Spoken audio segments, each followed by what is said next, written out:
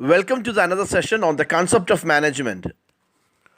Today in this session we will be discussing about the management principles, their importance and the universality of management principles. Let us look into what are management principles or principles of management. Before that, we have to make it clear about what a principle is. A principle is a proposition or value that is a guide for behavior or evaluation. In law, it is a rule of action or conduct that has to be or usually is to be followed or can desirably followed.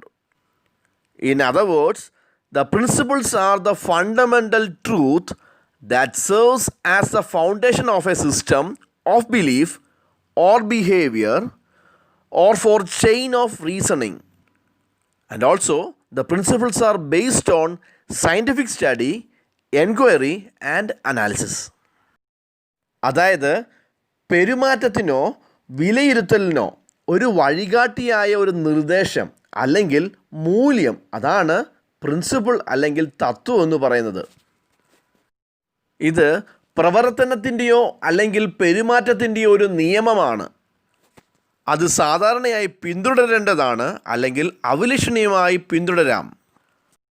അത് വിശ്വാസത്തിൻ്റെയോ പെരുമാറ്റത്തിൻ്റെയോ അടിത്തറയായി അല്ലെങ്കിൽ യുക്തിയുടെ ഒരു ശൃംഖലയുടെ അടിസ്ഥാനമായി പ്രവർത്തിക്കുന്ന fundamental truth അല്ലെങ്കിൽ അടിസ്ഥാന സത്യമാണ് തത്വങ്ങൾ, അതായത് പ്രിൻസിപ്പിൾസ്.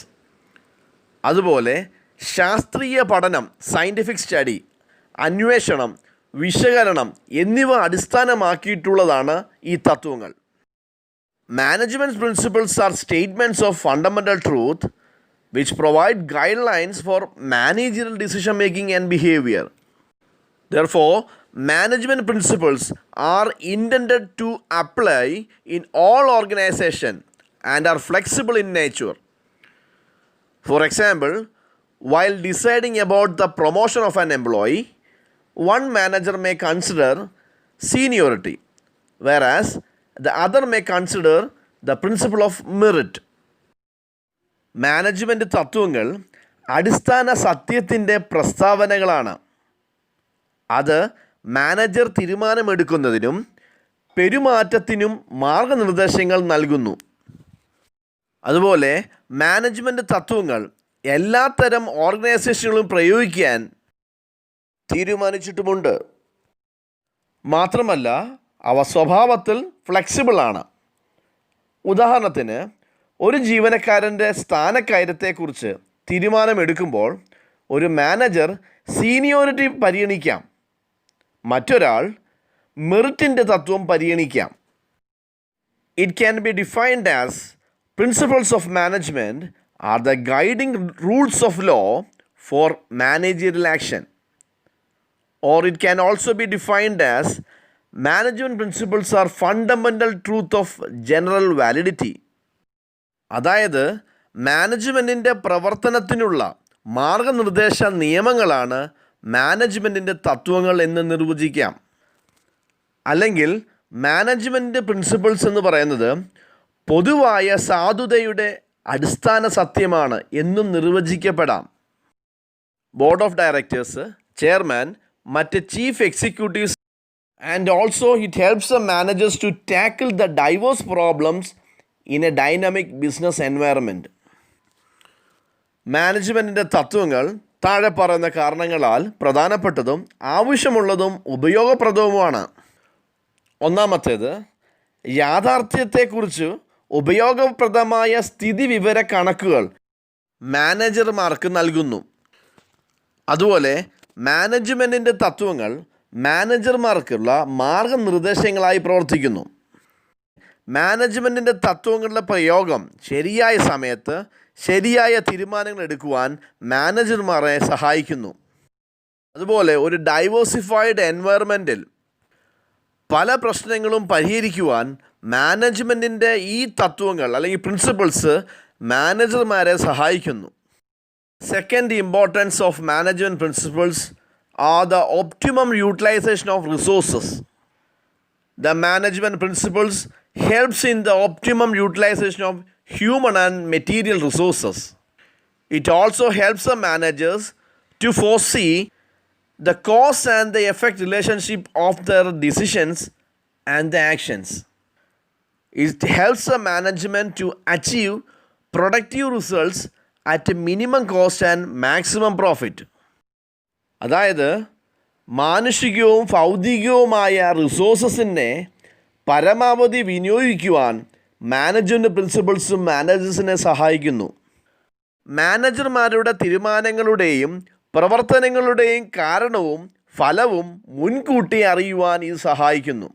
കുറഞ്ഞ ചെലവിലും പരമാവധി ലാഭത്തിലും ഉൽപ്പാദന ഫലങ്ങൾ നേടുന്നതിന് ലഭ്യമായ റിസോഴ്സിനെ പരമാവധി ഉപയോഗിച്ച് പ്രൊഡക്റ്റീവ് റിസൾട്ട്സ് ഉണ്ടാക്കുവാൻ മാനേജർമാരെ സഹായിക്കുന്നു. The third importance of management principles are effective administration. It makes the administration more effective by discouraging personal prejudices and biases. It also helps in effective administration by channelizing resources, that is human and material, in the best possible way.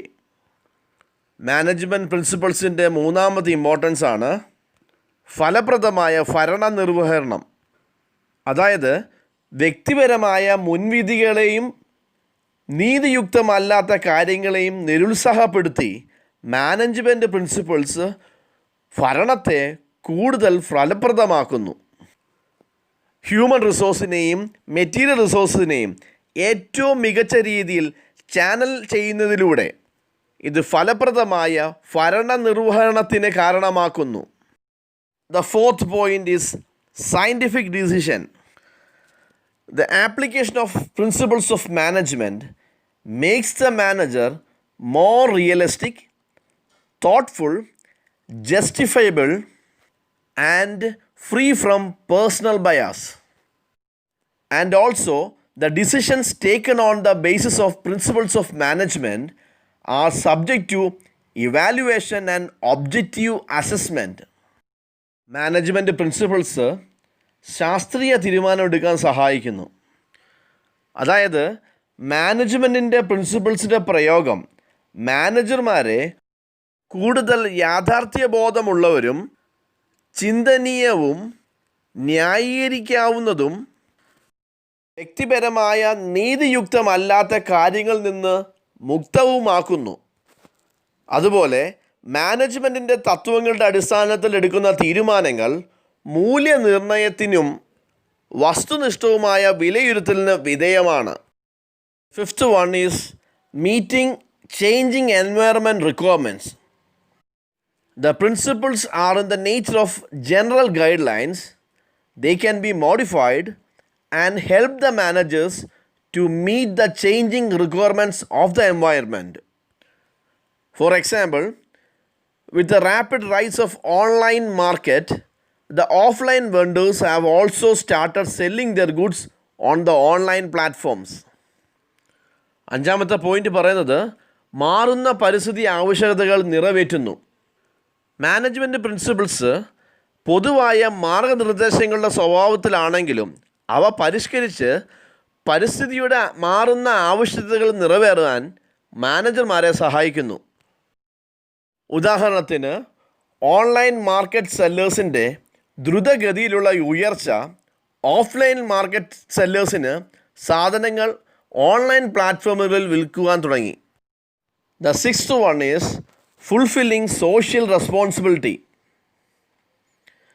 The principles of management not only help in achieving the goals of the organization effectively and efficiently, but also guide the managers to fulfill the commitment towards employees and society.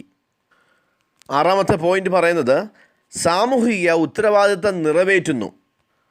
അതായത് മാനേജ്മെൻറ്റിൻ്റെ principles ഓർഗനൈസേഷൻ്റെ ലക്ഷ്യങ്ങൾ ഫലപ്രദമായും കാര്യക്ഷമമായും നേടാൻ സഹായിക്കുന്നത് മാത്രമല്ല ജീവനക്കാരോടും സമൂഹത്തോടുള്ള പ്രതിബദ്ധത നിറവേറ്റുന്നതിന് മാനേജർമാരെ നയിക്കുകയും ചെയ്യുന്നു.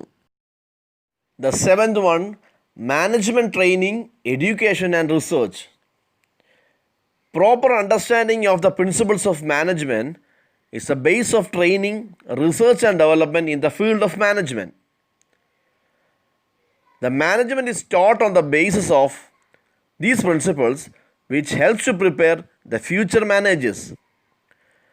These principles help the managers to take decisions and actions in the right manner. The application of these principles by the managers brings innovation in the field of management. For example, it is a result of such training, education, and research that Sunil Mittal could run Airtel in a successful way.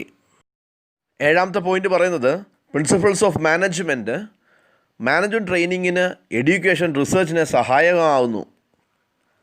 Management മേഖലയിലെ പരിശീലനം, ഗവേഷണം, വികസനം എന്നിവയുടെ അടിസ്ഥാനമാണ് management principles.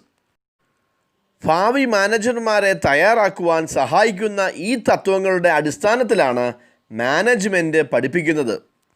തീരുമാനങ്ങളും നടപടികളും ശരിയായ രീതിയിൽ എടുക്കുവാൻ മാനേജർമാരെ ഈ പ്രിൻസിപ്പിൾസ് സഹായിക്കുന്നു. മാനേജർമാർ ഈ തത്വങ്ങൾ പ്രയോഗിക്കുന്നത് മാനേജ്മെൻറ്റിൻ്റെ രംഗത്ത് പുതുമ കൊണ്ടുവരുന്നു, അല്ലെങ്കിൽ ഇന്നോവേഷൻസ് കൊണ്ടുവരുന്നു.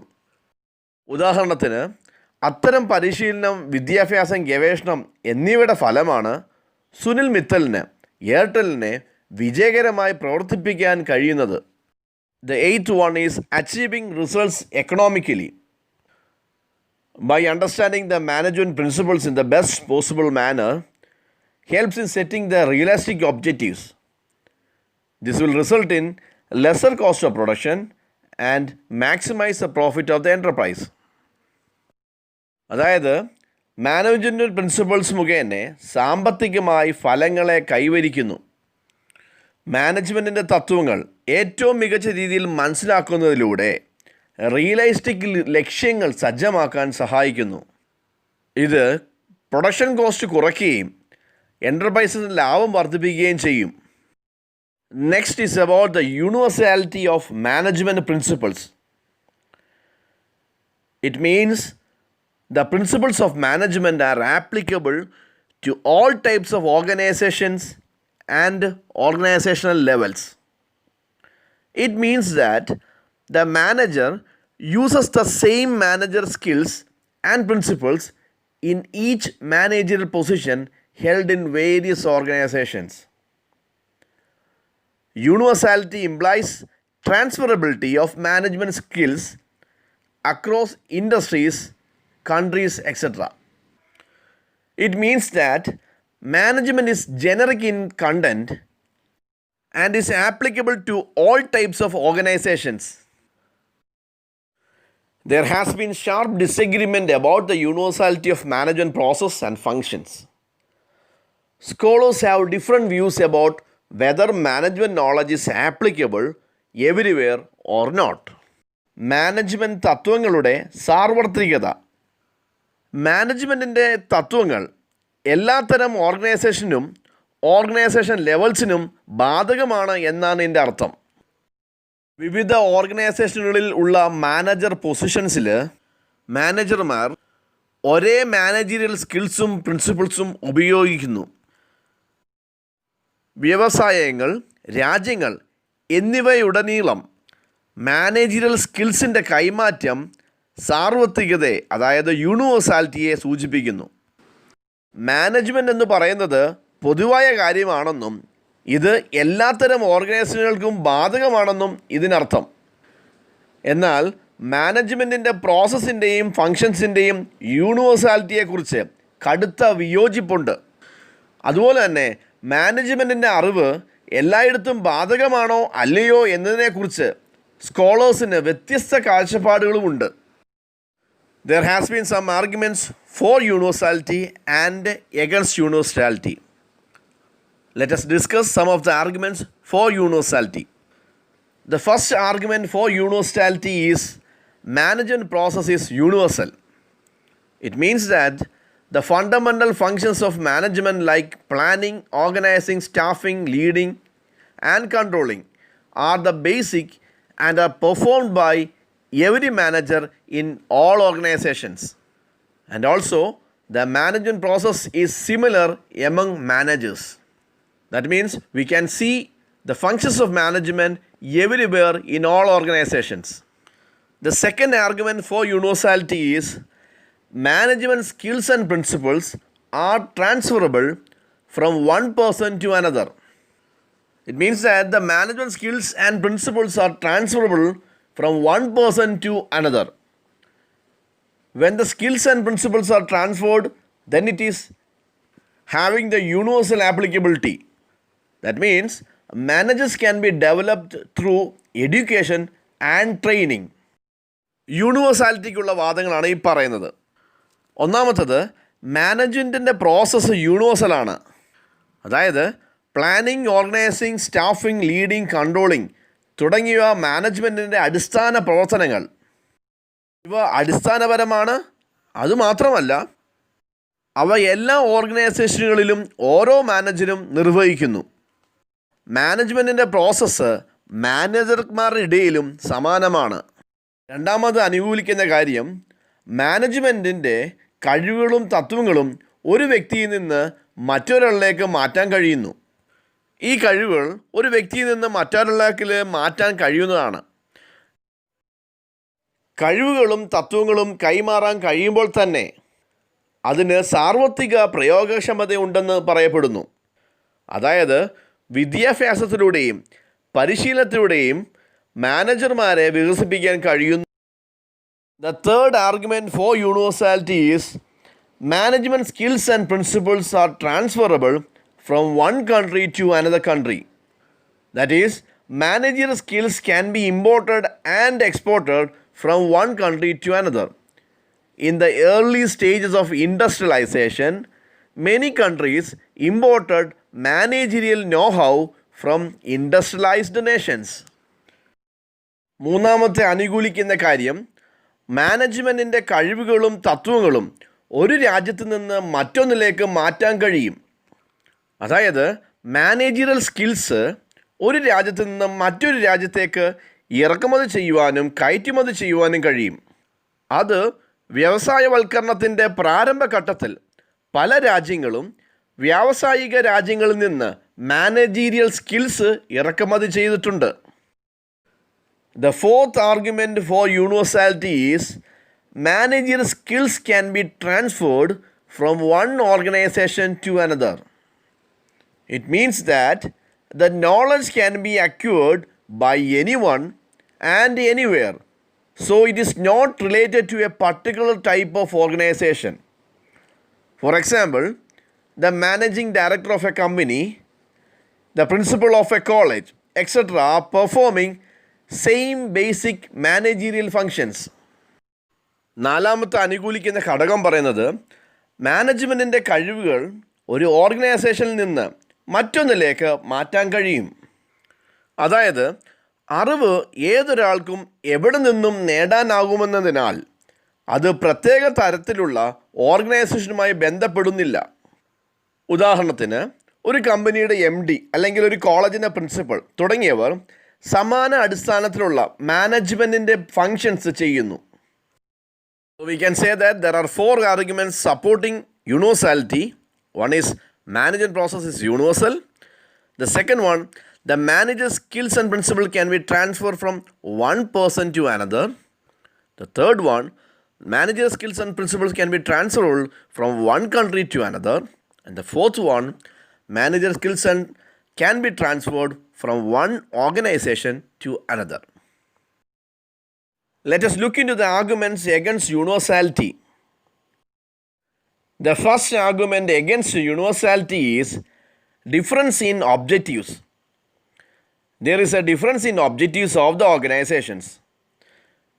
Business organization exists to maximize profitability, whereas social organizations like clubs, education institutions, hospitals have social service as the objective. Different organizations with separate objectives will have to be managed differently. യൂണിവേഴ്സാലിറ്റിക്ക് എതിരായ വാദങ്ങളൊന്നാണ് ലക്ഷ്യങ്ങളിലെ വ്യത്യാസം. അതായത് ഓർഗനൈസേഷൻ്റെ ലക്ഷ്യങ്ങളിൽ വ്യത്യാസമുണ്ട്.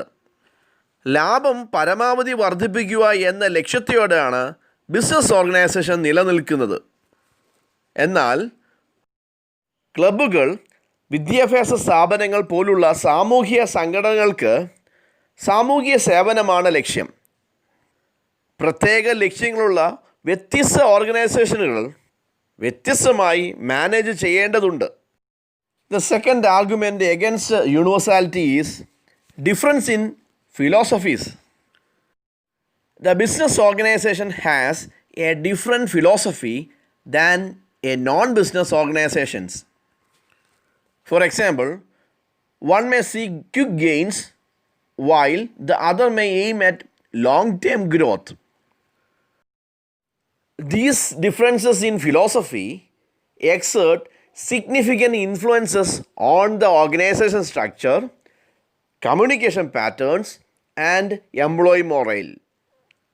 As a result, a different type of management is required in each case. തത്വചിന്തകളിലെ വ്യത്യാസങ്ങൾ, അതായത് non business ഓർഗനൈസേഷനിൽ നിന്ന് വ്യത്യസ്തമായ ഒരു തത്വചിന്ത ബിസിനസ് ഓർഗനൈസേഷനുണ്ട്. ഉദാഹരണത്തിന്, ഒന്ന് പെട്ടെന്നുള്ള നേട്ടങ്ങൾക്കാകാം, മറ്റൊന്ന് ദീർഘകാല വളർച്ചയ്ക്ക് ലക്ഷ്യമിടാം. തത്വചിന്തയിലെ ഈ വ്യത്യാസങ്ങൾ ഓർഗനൈസേഷൻ്റെ സ്ട്രക്ചർ, കമ്മ്യൂണിക്കേഷൻ്റെ രീതികൾ, ജീവനക്കാരുടെ മനോവീര്യം എന്നിവയിൽ കാര്യമായ സ്വാധീനം ചെലുത്തുന്നു.